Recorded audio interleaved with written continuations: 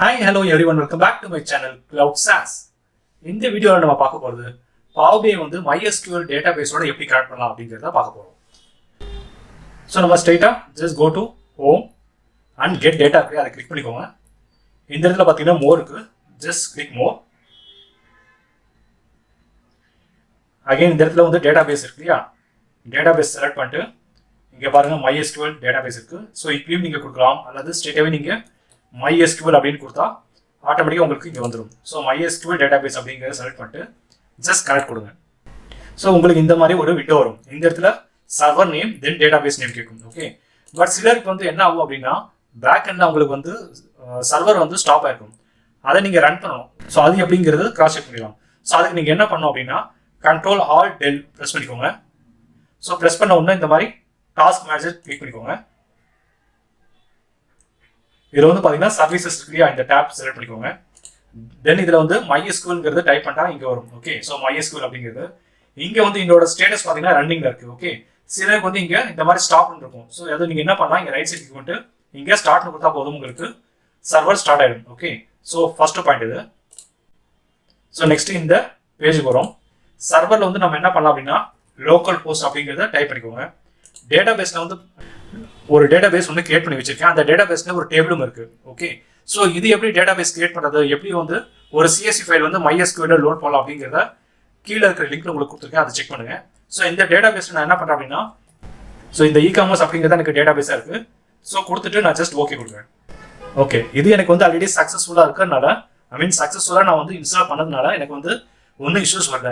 But சிலருக்கு வந்து so இந்த எரர் வந்து சிலருக்கு வரலாம். MySQL டேட்டாபேஸ், அதாவது this connector requires one or more additional components to be install before it can be used அப்படிங்கிறது மாதிரி எரர் வரும். ஸோ அதுக்கு நீங்கள் என்ன பண்ணணும் அப்படின்னா, இப்போ நீங்கள் இன்ஸ்டால் பண்ணியிருக்கிற MySQL நமக்கு யூஸ் ஆகாது, அது நீங்கள் டோட்டல் அன்இன்ஸ்டால் பண்ணிட்டு திரும்ப இன்ஸ்டால் பண்ணும்போது அதில் ஒரு காம்பனன்ட் வந்து .NET வந்து ஒன்று இருக்கும், அதை டிக் பண்ணிட்டு you have to install it. Okay, so அதோட ப்ராசஸும் இந்த வீடியோவில் நான் கொடுத்துருக்கேன். ஸோ பிஃபோர் தட் இந்த இடத்துல என்ன பண்ணுங்க அப்படின்னா, இப்போதைக்கு நீங்கள் வந்து ஜஸ்ட் ஓகேன்னு கொடுத்துட்டு இந்த MySQL நீங்க அன்இன்ஸ்டால் பண்ணணும். ஓகே, ஸோ அன்இன்ஸ்டால் பண்றதுக்கு என்ன ப்ரொசீஜர் அப்படிங்கிறத பார்க்கலாம். ஸோ அதுக்கு முன்னால சக்ஸஸ்ஃபுல்லாக இந்த விண்டோ வந்தவங்களுக்கு நீங்க என்ன பண்ணுங்க, ஜஸ்ட் கிளிக் பண்ணிட்டு ஜஸ்ட் லோட் கொடுத்துருங்க. இப்போ என்ன உங்களுக்கு அந்த டேட்டாபேஸ்ல இருந்து இந்த டேபிள் உங்களுக்கு இங்கே லோட் ஆயிடும். ஸோ இப்போ பார்த்தீங்கன்னா இருக்கு, இந்த டேட்டாபேஸ் நமக்கு இன்ஸ்டால் ஆயிடுச்சு. நம்ம வந்து டேபிள் வியூ போய் பார்க்கலாம். ஓகே, உங்களுக்கு ஃபுல்லா இன்ஸ்டால் ஆயிடுச்சு. ஸோ நெக்ஸ்ட் நம்ம எப்படி அன்இன்ஸ்டால் பண்றது பார்க்கலாம். ஸோ நீங்க அன்இன்ஸ்டால் பண்றதுக்கு முன்னால MySQL ரிலேட்டடாக என்னென்ன ஃபைல்ஸ் உங்கள் லேப்டாப்பில் உங்கள் டிரைவில் இருக்கோ அதை எல்லாமே நீங்கள் ரிமூவ் பண்ணணும், அதே மாதிரி டெலிட் பண்ணணும். ஓகே, ஸோ அதுக்கு முன்னால் உங்களுக்கு ஏதாவது பேக்கப் வேணும் அப்படின்னா, அந்த டேட்டாபேஸ் டேபிள்ஸ் ஏதாவது இருக்குது அப்படின்னா நீங்கள் ஒரு செப்பரேட் ஃபோல்டர் ஒன்று கிரியேட் பண்ணிட்டு வேற ஒரு டிரைவில் நீங்கள் பேக்கப் எடுத்து வச்சுக்கோங்க. மறக்காம ஸ்டெப் 1 அன்இன்ஸ்டால் வயா கண்ட்ரோல் பேனல், இது நார்மலாக எல்லாத்துக்கும் தெரியும். ஸோ நீங்கள் ப்ரோக்ராம் ஃபைல்ஸில் போயிட்டு you can uninstall MySQL related products எல்லாமே அன்இன்ஸ்டால் பண்ணணும்.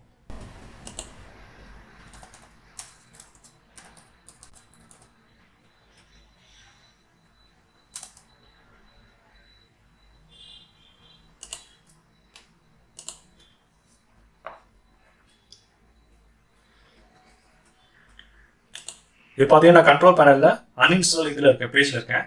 ஸோ இதில் வந்து MySQL டைப் பண்ணுங்க. நீங்கள் என்னென்ன அன்இன்ஸ்டால் பண்ணணும் அப்படின்னா இங்கே பாருங்க, இது ஒன்று, இது இது இது எல்லாமே, அதாவது MySQL ரிலேட்டடாக என்னென்ன இருக்கோ இது எல்லாமே நீங்கள் என்ன பண்ணணும், அன்இன்ஸ்டால் பண்ணணும் ஒன் பை ஒன்னா. சரிங்களா?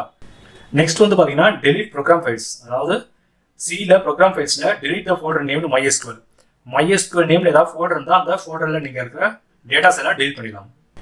நெக்ஸ்ட் பார்த்தீங்கன்னா ரிமூவ் ப்ரோக்ராம் டேட்டா ஃபோல்டர், அதாவது ஸோ MySQLனு ஒரு ஃபோல்டர் இருக்கும், அதே மாதிரி MySQL ஃபோல்டர்னு இன்னொரு ஃபோல்டரும் இருக்கும். ஓகே, ஸோ ரெண்டு ஃபோல்டரும் நீங்கள் டெலிட் பண்ணிடணும்.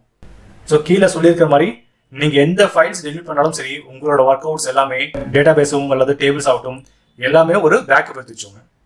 அண்ட் ஃபைனலாக லாஸ்ட் ஸ்டெப் பார்த்தீங்கன்னா clear app data roaming folder ஒன்று இருக்குது.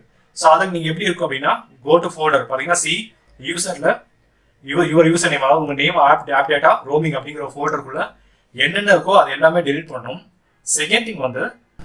செகண்ட் வந்து ஃபோல்டர்ஸ் ஏதாவது வந்து ஹிடன்ல இருந்தால் அதையும் நீங்கள் என்ன பண்ணணும், வியூவில் போயிட்டு அன்ஹைடிங் அப்படிங்கிறத கொடுத்துட்டு அந்த ஃபோல்டரும் அந்த ஃபைல்ஸும் நீங்கள் டெலிட் பண்ணணும். ஓகே, ஸோ இந்த ஃபோல்டர் உங்களுக்கு ஆக்சஸ் பண்ண முடியல அப்படின்னா நீங்கள் என்ன பண்ணணும், ஆல்டர்னேட்டாக ரன் கமெண்ட் போங்க, அங்கே போயிட்டு டைப் இந்த இதை அப்படியே டைப் பண்ணுங்க, அதாவது %AVP data %, அது கொடுத்துட்டு என்டர் கொடுங்க, உங்களுக்கு இந்த ஃபோல்டர் ஓப்பன் ஆகிடும். ஸோ இந்த ஃபோல்டரில் போயிட்டு என்னென்ன இருக்கோ அது எல்லாமே ரிமூவ் பண்ணுங்க. மறக்காம ஹிடன் ஃபைல் இருந்தால் அதையும் நீங்கள் டெலிட் பண்ணணும். மோஸ்ட் இம்பார்ட்டன்ட், உங்களோட ஒர்க் அவுட்ஸ் அதாவது டேபிள் டேட்டாபேஸ் எது இருந்தாலும் மறக்காம பேக்கப் எடுத்து வச்சுட்டு then you can delete and uninstall. Files எல்லாமே டெலிட் பண்ணியாச்சு.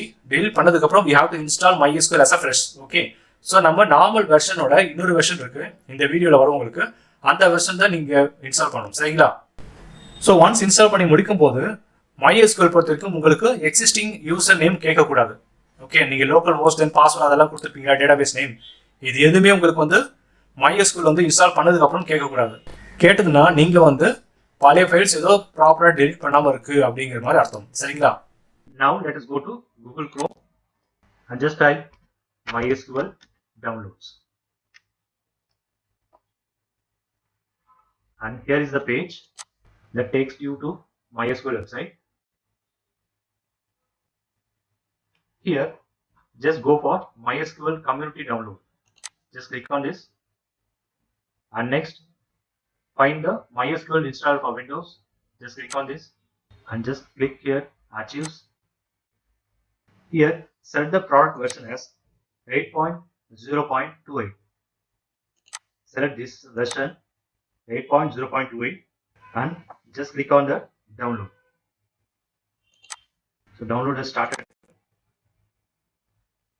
Now the download has been completed. Let's go to the download file. Okay, now we are going to install. Just double click on this file. So it's asking about the mandatory SQL installation update available. Just click yes. So here we have to select customs and click on next.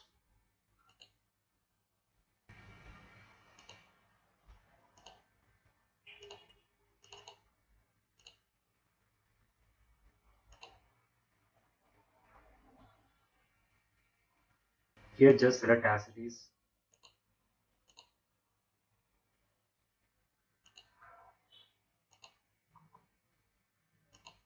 And go for documentation.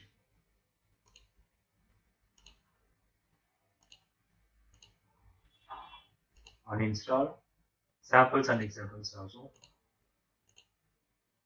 So make sure the products to be installed has listed over here. Then click on next. And select the path if you want to change the server. Else you can just click on next. Just click yes. And just click on execute. So it will take some more time based on your system speed or internet connectivity. So after completing this, just click on next. Just click on next again. So let it be like this. Just click on next.